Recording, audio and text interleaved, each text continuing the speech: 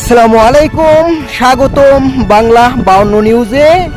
বরাবরের মতো ইতালির আনকোনা থেকে সাথে রয়েছি মোহাম্মদ রফিক।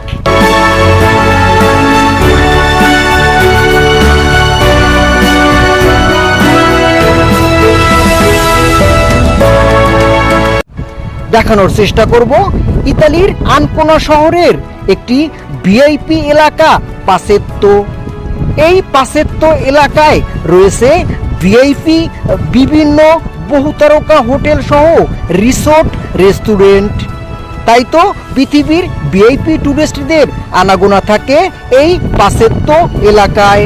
প্রিয় দর্শক, এই এলাকায় ঘুরতে আসা টুরিস্টরা একসাথে দুটি চিত্র উপভোগ করার সুযোগ পান। সাগর এবং পাহাড়ে মিলেমিশে একাকার এই পাসেত্তো। জুন, জুলাই আর আগস্ট মাসে এই পাসেত্তো জাঁকজমক পরিবেশে দেখা যায়। পৃথিবীর বিভিন্ন দেশের টুরিস্ট সহ ইতালিয়ানরা এই সকল আয়োজনে অংশগ্রহণ করেন। সাগরে গোসল করা সহ সিবোট নিয়ে ঘুরতে যাওয়া তাদের পছন্দনীয়।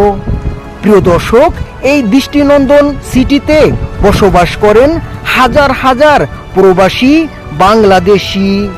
বেশ আনন্দতেই বসবাস করেন এই সিটিতে। ইতালির ভেরোনা শহরে ছিলাম, ভেনিস ছিলাম, আর শেষ এখন আনকোনাতে আছি। আসলে আনকোনা ভাই অন্যান্য শহর থেকে অনেক ভালো। ভালো লাগার কারণ হলো এখানে চলাফেরা অনেক শান্তি, তারপর গাছপালার অনেক মানে বাংলাদেশের মতো মনোরম একটা পরিবেশ আছে, দেখে ভালো লাগে, মানে সবকিছু কাছাকাছি। মাদারীপুর রাজর থানা, ইউনিয়ন কুমারখালী।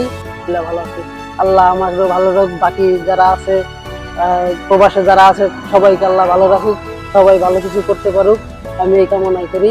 বিভিন্ন শহরে থাকছি, আনকোনা আমার কাছে খুব সুন্দর মনে হয়েছে। অন্য শহরের চেন যেমন ধরেন এখানের গাছপালা বাংলাদেশের মতন অনেক সুন্দর ন্যাচারাল পরিবেশ। ভাইয়া বলতে গেলে আমার বাড়ি মাদারীপুর। 80% লোক এই আনকোনাতে থাকে, এই মাদারীপুরের কৃতি সন্তানরা। এমন কোনো শহর নাই যে সেই শহরে আপনি বাংলাদেশি পাবেন না। মাদারীপুরের এখন প্রায় 80% লোকই ইতালিতে থাকে।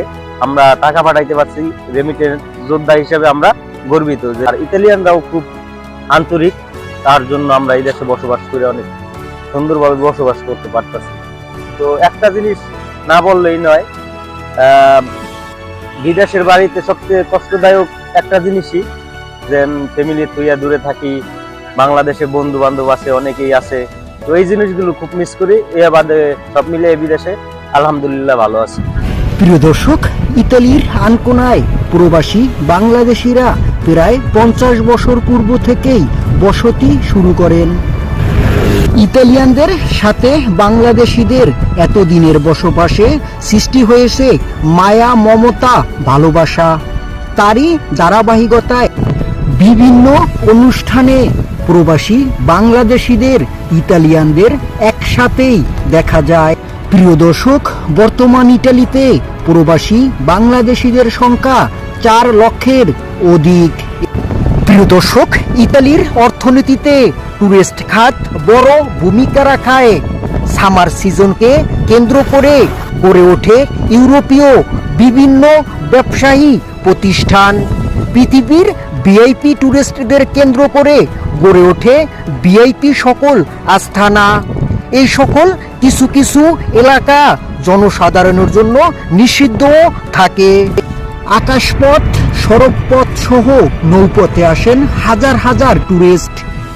Mohammad Rafiq, Bangla 52 news, Ancona, Italy.